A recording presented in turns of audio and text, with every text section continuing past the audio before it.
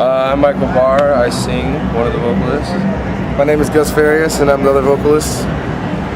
So, from LA? Grew up in LA? Yeah, born and raised. Wow. Talk about the early influences, growing up, going to Hollywood or going to clubs. Yeah, Who inspired you to want to do music? Deftones, Elton John, Tupac, NWA. It's a big stew, huh? Yeah, well, I heard a good description of LA. So it's like driving through LA, you hear so many different musics on the radio. Everyone has their windows down. Everyone is in a car. Everyone's bumping music. So I think growing up in LA, as you drive around, you're hearing so many different influences, whether it's Latino music or rap or reggae or rock or punk. It just kind of grows on you. So I think that was literally one of where I gained a lot of influences, just hearing all the different kind of music growing up in LA. You know, so we kind of put that into our band. We like a lot of different music. Yeah. Metal band. But we let a lot of other music show, you know? Okay. Yeah. I mean, when it comes down to it, there's really only two kinds of music. Music that moves you, music that doesn't. Yeah, So it sucks. Exactly. who cares what But they all call it music or is good. category? All music is good. Okay, great. Well, tell us how the group got together. What were the common elements that brought you guys together? We were just, we all live in the same neighborhood back home. Okay. Not even 3-4 miles from each other. And we all were playing in bands, in different bands, kind of growing up, and all our bands broke up. And his brother started writing music, still just wrote music naturally. And they came to certain individuals who are now in the band and said, "You're starting this, we all need to still play music. We're gonna do volume." So it was just kind of 5 musicians disbanded, all coming together. All our bands broke up, and we found this new way to play music again. So it's kind of like the cream rose to the top. It's the people that could hang, that could survive. My brother was From the writing music. nucleus. Yeah, it was just my brother was writing music, and we just had ideas already. We've all been doing music for a while, and it just kind of came all together really, really naturally. Yeah, that's great. So, for those that are uninitiated, how would you describe your music if they haven't heard it yet? We're basically a metal outfit, but in that generalization, we're just we're a rock band we're aggressive, they're screaming, but they're singing too. And there's like I said, our music is we listen to it's like a smorgasbord of music, just a bunch of different styles. So our band is heavy and angry, but we're also melodic. We're also sensitive, and so there's a lot of elements. Yeah, there's a lot of different elements, but I just don't like saying we're a metal band and we're heavy and what does metal mean? I mean, you can't name one band that metal to me, defines metal. Us is it's just our interpretation, our own rendition of what we are trying to hear right now at this time. Okay, so it's heavy, it's aggressive, but you got some singing, you got some hooks in there. Yeah, it's heavy, it's aggressive, but there's also other sides we like to show off and let people know, hey, we're angry, but we also listen to this music and inspired by this, and it's important that we do that. No one can be angry all the time. Yeah, exactly, and that's a good thing to kind of get across, especially when you're on stage watching kids get hurt during your sets, and that happens at metal shows. So kind of having that balance of having fun yet letting that release out, that's what we're all about. Sure. And there's such a legacy, coming from LA, the home of the Metallicas and Slayers, and everybody, the Megadeths on. What does it feel like when you take this on the road to kind of represent a little bit of California culture, a little bit of the history? I mean, man, when I was growing up, California bands like Red Hot Chili Peppers, and honestly, this has nothing to do with metal, but Dr. Dre is such a presence when I was growing up in LA. The Chronic just went everywhere. Yeah, before I got into metal, I was into that. Yeah, exactly. I was stealing my sister's CDs, and she had the Fugees and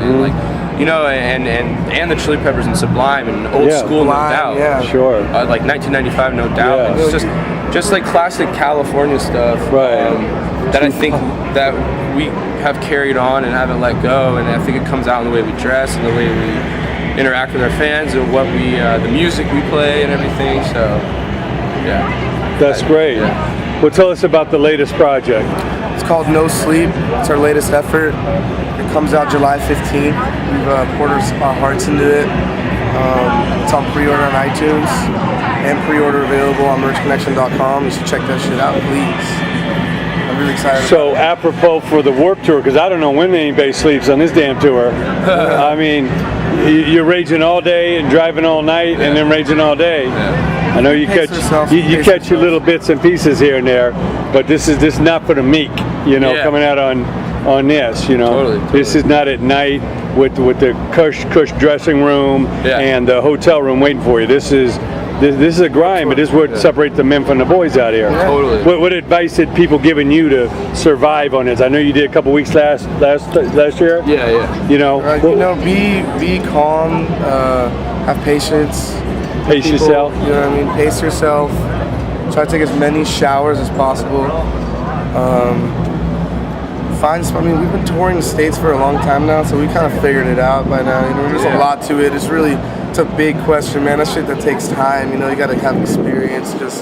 I'm still learning. You know what I mean? Like, just being able to sleep in the craziest spots. You know what I mean? Yeah, I think Warped Tour, you know, it's a time for your band to really show, you know, Kevin Lyman, who owns the tour, and everyone else around you and your fans kind of show you that we're here to really work and we want this. Like, it's, you know, you really got to work for everything on Warped Tour, you know, and there's a lot of stuff that goes into it. You know, everyone's up at 6 loading, and it's just like, it's a big effort. So it's important that, like, you know, you come out here and you just work your ass off. You know, you're up at 6, you're meeting fans, you're walking the lines, you're working the crowd. You know, you got to take full advantage. It's a tour that, like, if you don't get the bigger picture and take full advantage of everything that's going on, then it's kind of like you don't get the best out of it. So this year we learned from last year to, you know. Yeah, we're lucky that we did it last year for 2 weeks and got a taste of it. Yeah. So this time around we were like, we're picking. You know what to prepare to. Yeah, we learned to pick it up and just. We weren't 100%, you know, like amazing with it, but we definitely had a better picture of what's going on. I mean, growing up, we always think touring is just one big party and groupies and all. There's a ton of party, but this is hard work. You really out there. I liken it to a sports team or a politician. You're campaigning, and it's a long haul, man, trying to get elected. Yeah. Or trying to win that championship. You know, you don't just show up and get handed the trophy. You know, that's great. Any other advice you give to somebody coming up today? Because out there in the valley, I know there's a garage band right now that want to be in your spot, or there's a band in everywhere USA that's trying to get on the main stage at the Warp. What advice, what focus do they need to have? What do they need to concentrate on? My biggest thing would be, if you, like, point blank, bottom line, like, if you you just need to really, really love to play music, because, I mean, if you do it and you get discouraged real easily, I mean, then you're gonna, like, break. I mean, there'll be nights, like, I mean, starting out, like, we're a band now and we play in front of bigger crowds and we've got to do some cool stuff and we've seen some cool shit and done some cool things. But there was a time where we played in front of 3 people, 4 people a night, you know, 20, and sometimes that still happens. I mean, sometimes you go to a show and there'll be 25 kids there, and you gotta really be in it for the experience. And you, like, to me, music, like, if I were to be like, if the band were to disband tomorrow and I had to go get a 9 to 5, I would still go play at a club, you know, for like 12 people a night, just because that's what I want to do. You know, that's all I know how to do. So I feel it's a release. Yeah, I feel like that's the most important thing. And if you have that understanding and that honesty with yourself with music, then I think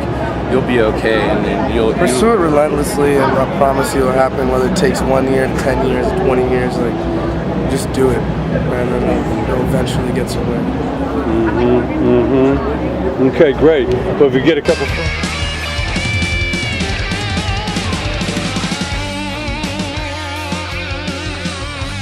Hey, what's up? This is Volumes coming at you from Warped Tour. Listen, you could be here too, because this is Indie Power.